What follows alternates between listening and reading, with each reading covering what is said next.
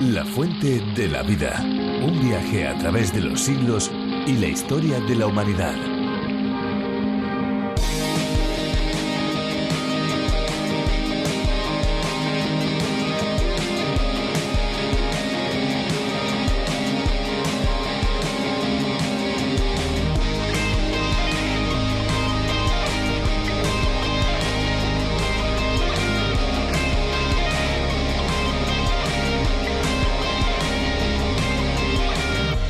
En zonas que se pueden inundar, muchas personas construyen sus casas a un nivel más alto, apoyadas sobre estacas de madera o bien de hormigón para que la crecida de ríos o mares no invadan el interior de sus inmuebles. En muchos lugares esta es una necesidad inevitable, pero en otros simplemente se usa como capricho de algunos que quieren tener solo para ellos las preciosas vistas del mar. Es necesario respetar las leyes de costas para conservar la naturaleza y también nuestras propias pertenencias, así que no nos pille la ola.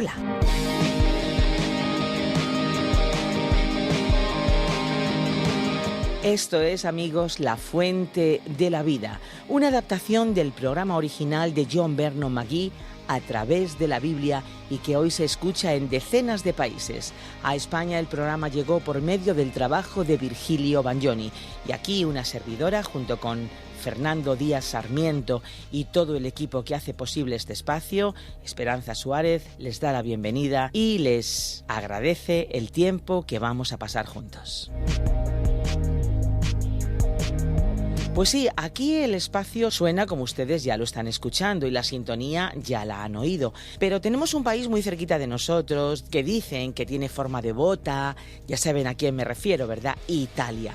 ¿Saben cómo suena este espacio en idioma italiano? Vamos a escuchar. Ed eccomi qua, carissimi amici, come al solito il vostro Enzo vi saluta, vi ringrazia per l'attenzione che anche questa sera gli presterete. Bene, ieri esattamente abbiamo iniziato lo studio di un altro libro, quindi un libro nuovo dell'Antico Testamento e se ci avete seguito vi ricorderete senz'altro che si tratta del libro di Giosuè. Abbiamo detto che questo è il libro della redenzione nella terra promessa. E la parola clave. ¿Qué les parece? A mí, sinceramente, les digo un secreto. Me encanta el idioma italiano. Me encanta. Y me gusta mucho la pizza también que venden en Italia, por cierto. Bueno, volvamos a nuestro programa, La Fuente de la Vida. Un programa en el que nos acercamos a la Biblia, el libro más vendido de toda la historia. Y nosotros, desde este espacio, recorremos capítulo por capítulo, libro por libro, para acercarles las verdades bíblicas y para que no solamente las escuchen y les gusten, sino también para que sea posible que ustedes las apliquen a su propia vida. Como no podría ser de otra manera, La Fuente de la Vida tiene una página web para que ustedes la visiten, lafuentedelavida.com. Pueden también descargar nuestras aplicaciones a través de la Biblia y RTM 360. Y para aquellos que utilizan las redes sociales, les invitamos a seguirnos a través de Facebook. Jesucristo llevó un mensaje claro a la gente de su tiempo, pero muchos lo desecharon y menospreciaron, pues esperaban a alguien que sirviera más a los antojos del pueblo y no a alguien que apuntara a los errores y les llamara a la corrección. Como un hijo desobediente que insiste en no escuchar las advertencias de sus padres de no jugar con cosas peligrosas, un día todo le sale mal y sufre las consecuencias de sus actos. Virgilio nos trae hoy una preciosa exposición sobre unas palabras muy importantes que pronunció Jesús sobre Jerusalén. Vamos a conocer juntos las profundidades de la sabiduría de Dios a través de su Hijo Jesucristo. Hoy nos vamos concretamente... Hoy nos vamos a Mateo capítulo 23, versículos 23 al 39. Escucharemos sobre el lamento sobre Jerusalén, pero también cómo Jesús predice la destrucción del templo. Capítulo 24, versículos 1 al 3. Tomemos nota, porque aunque Jerusalén rechazó a Jesús, nosotros hoy podemos aceptarle. La Fuente de la Vida. Hoy estudiaremos Mateo capítulo 23, versículo 23, hasta el capítulo 24, versículo 3. Habíamos finalizado nuestro programa anterior con el comienzo de las más enérgicas denuncias de Jesús contra los escribas y fariseos, por medio de las cuales el Señor describió el efecto de la conducta de los líderes religiosos sobre otras personas y el carácter de sus acciones. El pasaje de hoy continúa con la quinta expresión «ay de vosotros» e incide en condenar la religiosidad de la ostentación y las apariencias vacía de todo contenido espiritual. Leamos el versículo 23. «Ay de vosotros, escribas y fariseos, hipócritas, porque pagáis el diezmo de la menta, del eneldo y del comino, y habéis descuidado los preceptos de más peso de la ley, la justicia, la misericordia y la fidelidad. Y estas son las cosas que debíais haber hecho sin descuidar aquellas». Aquellos personajes eran tan meticulosos y llegaban tan lejos en el cumplimiento de la práctica de contribuir con la 10ª parte de sus posesiones, que la aplicaban a las más pequeñas especias como la menta, el eneldo y el comino. Pero habían descuidado los temas más importantes de la ley, que podrían haberles conducido hacia la persona de Jesucristo. Veamos el versículo 24. «Guías ciegos que coláis el mosquito y os tragáis el camello». Estas palabras revelan sentido del humor, ¿no es cierto? Seguramente muchos de la multitud que conocían bien a los escribas y fariseos habrán reído, aunque el Señor estaba hablando muy en serio.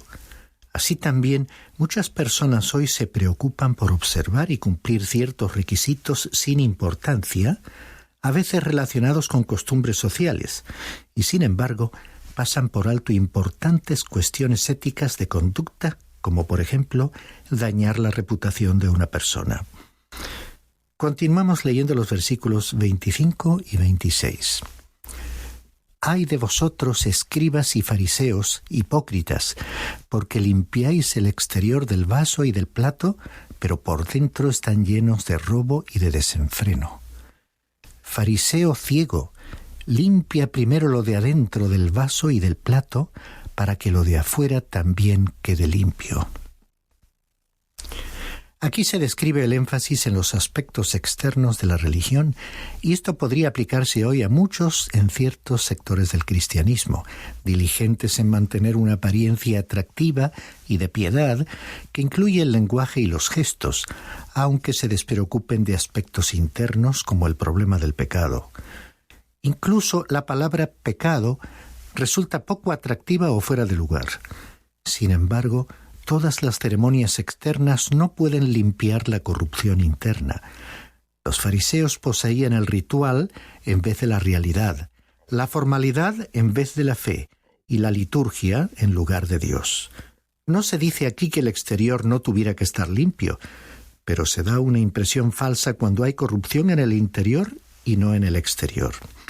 El lugar para comenzar la purificación es la parte interna.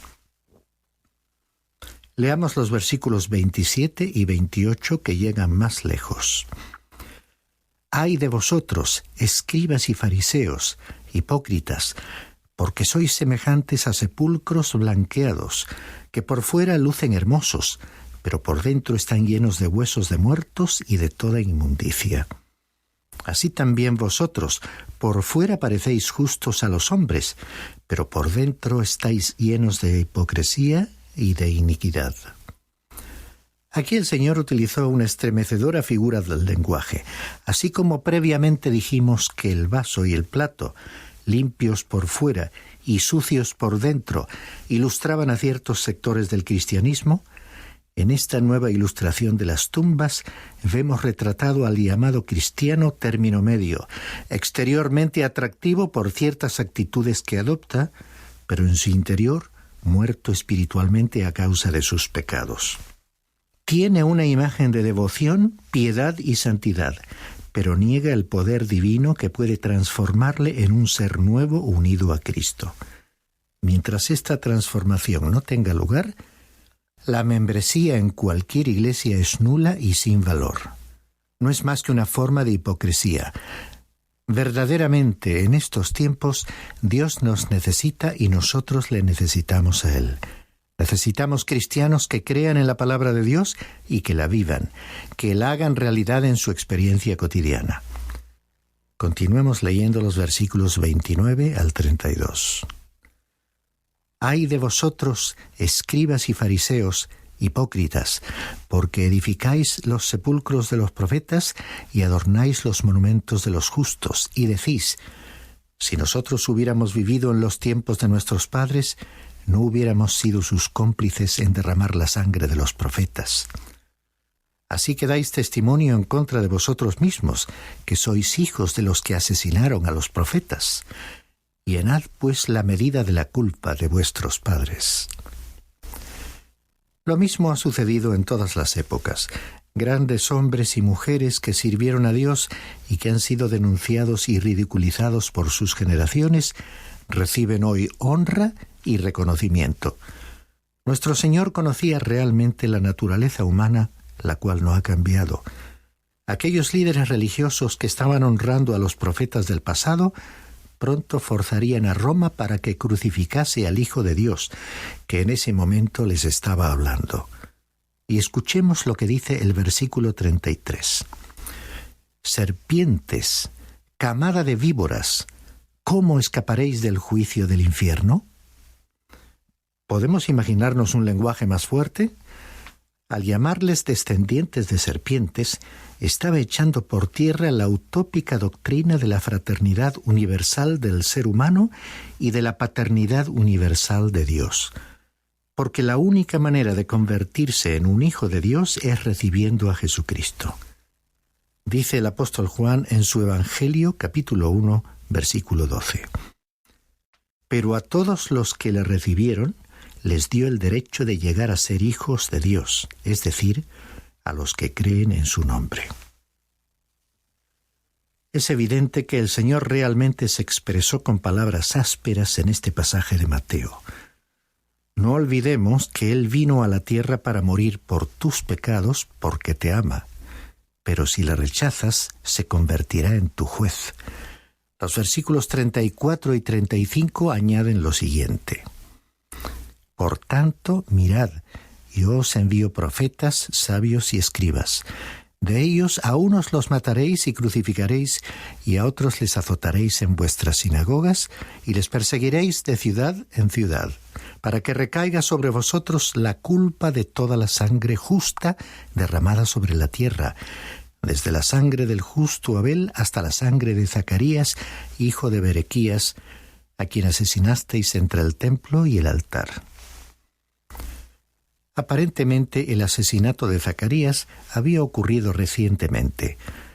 Nuestro Señor comenzó recordándoles la trayectoria humana desde el principio, desde el asesinato de Abel hasta llegar a aquella misma época. Puso en claro que Él juzgaría a Israel por destruir a personas justas y honradas. Estaba ciertamente contradiciendo a cierta filosofía actual que sostiene que al final todos se salvarán. Jesús estaba declarando que no se salvarían. El párrafo termina con el versículo 36 en el cual anunció: En verdad os digo que todo esto vendrá sobre esta generación. Con estas palabras estaba prediciendo la destrucción de Jerusalén en el año 70 de nuestra era. ¿Pero qué hizo a continuación? Observémosle, porque después de pronunciar una denuncia tan grave, Jesús lloró ante Jerusalén. Leamos los versículos 37 y 38. Jerusalén, Jerusalén, la que mata a los profetas y apedrea a los que son enviados a ella. ¿Cuántas veces quise juntar a tus hijos, como la gallina junta sus pollitos debajo de sus alas, y no quisiste? He aquí vuestra casa se os deja desierta. Jerusalén le había rechazado en aquella llamada entrada triunfal, y ahora él estaba rechazando a Jerusalén, pero estaba llorando sobre esa ciudad. Sí, él les había denunciado, pero también les amaba realmente, y sabiendo el juicio que debía venir, lloró. Del predicador Dwight Moody se dijo que en su época fue el único predicador que debía predicar sobre el infierno, porque lo hacía con una gran compasión. Y el Señor seguramente pronunció aquellas expresiones de lamentación que inició con la frase «ay de vosotros», con un corazón que se estaba quebrantando. Recordemos que algunos creyeron que él era el profeta Jeremías, quien había pronunciado las más severas denuncias del Antiguo Testamento. Había llorado al hacerlo. En mi opinión, hoy en día no deberíamos expresar ciertas acusaciones a menos que estemos personalmente conmovidos por ellas. Recordemos que algunos creyeron que él era el profeta Jeremías, quien, aunque había pronunciado las más severas denuncias del Antiguo Testamento, había llorado al hacerlo. En mi opinión, hoy en día no deberíamos expresar ciertas acusaciones a menos que estemos personalmente conmovidos por ellas. Este capítulo 23 finaliza con el versículo 39, en el que Jesús dijo: «Porque os digo que desde ahora en adelante no me veréis más hasta que digáis: bendito el que viene en nombre del Señor». No solo eran los jefes religiosos los que estaban conmocionados, sino también sus apóstoles. Lo que sucedía les pareció un extraño giro de los acontecimientos. Habían esperado que estableciese su reino con Jerusalén como capital, pero en lugar de ello, él dijo que la casa de ellos, o sea, el templo, iba a quedar abandonado y que no le verían más hasta que dijesen: bendito el que viene en el nombre del Señor. Es que, aunque en aquellos momentos él se estaba encaminando hacia la cruz, les estaba dejando a los suyos la certeza de que regresaría, y que tal regreso sería entonces su verdadera entrada triunfal. Evidentemente, el reino iba a ser diferido. Algunos objetarán esta conclusión, pero ahí están las palabras del Señor. Él les dijo a sus discípulos que establecería su reino sobre la tierra en aquel tiempo, pero que vendría otra vez para hacerlo. Los apóstoles estaban sorprendidos y decepcionados con el aplazamiento, así que se dirigieron a él para formularle 3 preguntas que veremos en el próximo capítulo. Llegamos así al capítulo 24. Con respecto al tema, diremos que los discípulos formularon a Jesús 3 preguntas, y él respondió a 2 de ellas sobre la señal del final de los tiempos y la señal de su venida. Los capítulos 23 y 24 de Mateo, conocidos como el Discurso de los Olivos, constituyen el último de los 3 discursos principales de este Evangelio. A modo de repaso, diremos que estos 3 discursos fueron: primero, la constitución del reino o Sermón del Monte. Se encontraba en Mateo capítulos 5 al 7. Su tema fue la ética del reino. Segundo, la continuación del reino o el discurso de las parábolas del misterio. Se encontraba en Mateo capítulo 13. Fue una exposición del estado actual del reino. Tercero, culminación del reino o discurso de los olivos. Se encuentra aquí en Mateo capítulos 24 y 25. Se refería al futuro del reino. Se les considera los 3 discursos principales debido a su extensión, contenido y propósito. En el primer párrafo de este capítulo 24, Jesús predijo la destrucción de Jerusalén. Habiendo denunciado a los dirigentes religiosos, dio la espalda a la ciudad de Jerusalén y declaró que el templo quedaría abandonado. Leamos el versículo 1. Cuando salió Jesús del templo y se iba, se le acercaron sus discípulos para mostrarle los edificios del templo. El Señor acababa de decir a sus discípulos que su reino sería aplazado y que el templo quedaría en un estado de desolación. Aquel templo estaba formado por muchos edificios. Su construcción había sido dispuesta por el rey Herodes y las obras de edificación estaban en marcha. El material utilizado, mármol blanco, le daba un aspecto hermoso.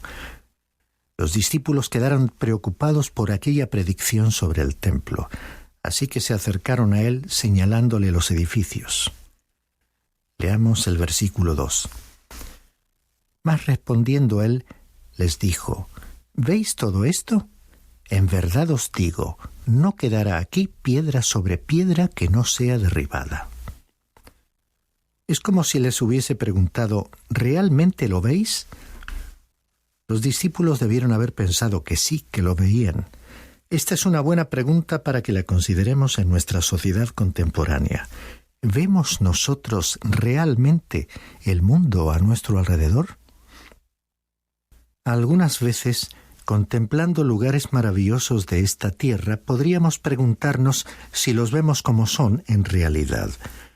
Lo que quiero decir es que como todo está bajo el juicio de Dios, a pesar de su esplendor, toda obra y realización del ser humano algún día desaparecerán.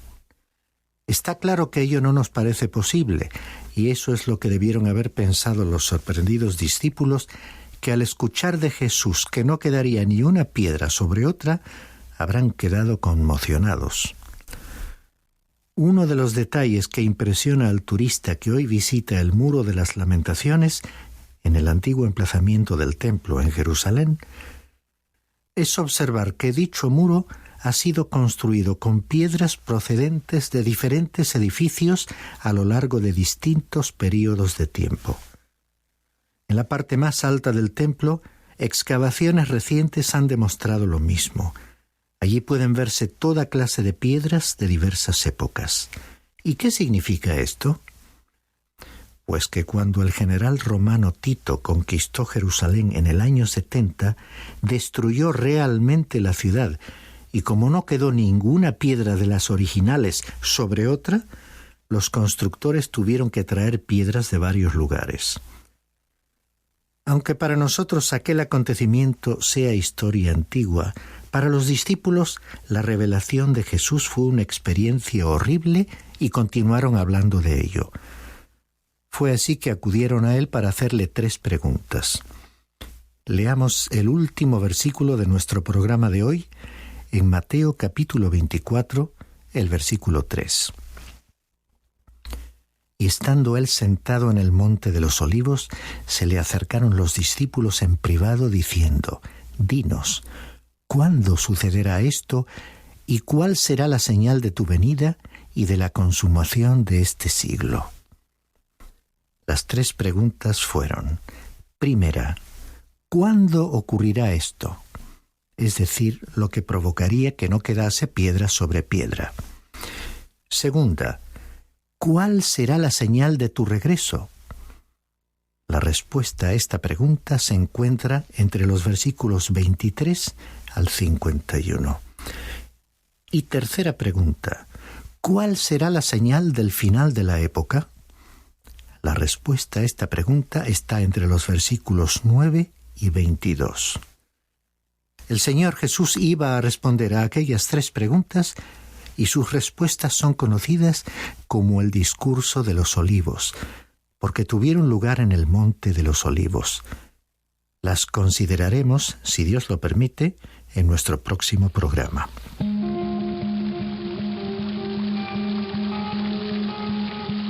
Y llegamos al final del programa en esta ocasión, pero esperamos que vuelva, amigo, que vuelva al próximo para poder seguir este camino radiofónico con nosotros. Le recordamos que puede seguirnos en nuestro Facebook y también en Instagram. Solamente tiene que buscar La Fuente de la Vida. Si quiere escuchar este programa desde sus inicios o si tal vez se ha perdido algún programa anterior, puede volver a escucharlo a través de la página web lafuentedelavida.com y también en nuestras aplicaciones RTM 360 y La Fuente de la Vida, que también pueden encontrarla con el nombre A Través de la Biblia.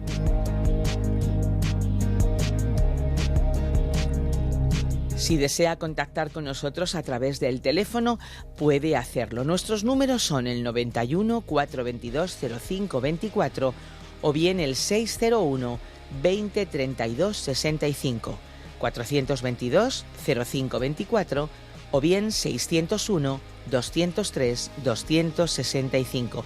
No se olvide que si su llamada viene de fuera de España, tiene que pulsar el más 34. Puede también escribirnos a nuestra dirección electrónica info@radioencuentro.net. Recuerde, info@radioencuentro.net. radioencuentro.net. Estamos a su entera disposición. Y les hablábamos al principio de las hormigas, y la verdad es que si Dios tiene propósito para algo tan pequeño como es una hormiguita, no dude que también lo tiene para usted. Busque, amigo, busque su propósito, pero por el camino, si llega a cansarse y quiere darse por vencido, recuerde que hay una fuente de agua viva que nunca se agota. Beba de ella. Espero que te haya gustado este episodio de La Fuente de la Vida. Por favor, no te olvides de suscribirte al canal. Hasta la próxima. Este ha sido un programa de Radio Transmundial producido por Radio Encuentro, Radio Cadena de Vida.